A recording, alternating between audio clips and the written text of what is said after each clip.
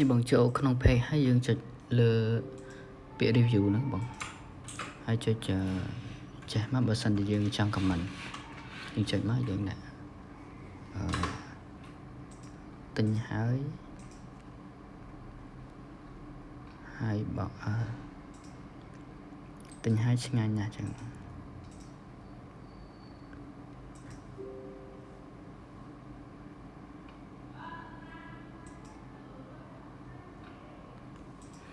ចឹងទៅចុចដានហើយដូចជាវាឲ្យយើងឲ្យទៅសេឲ្យគ្រប់មក25ពាក្យបងតែឥឡូវជាមួយខ្ញុំទៅសេមួយសារទៀតទិញហើយឆ្ងាញ់ណាស់ដាក់ហើយអនាម័យ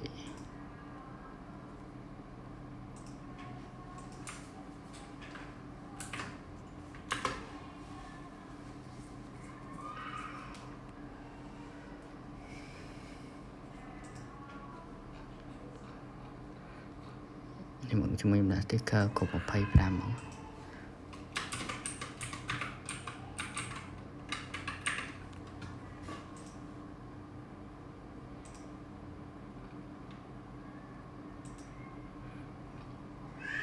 គ្រប់ប៉ុណ្ណឹងវាឲ្យយើង share ហើយ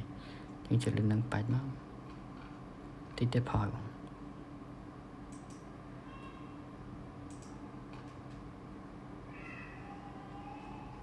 នេះបងហើយយើងអាច share ទៅក្រុមទៅ page បានចឹងចុចដានមកចុច refresh មកនេះបងឃើញវាចេញខ្ញុំ review មួយ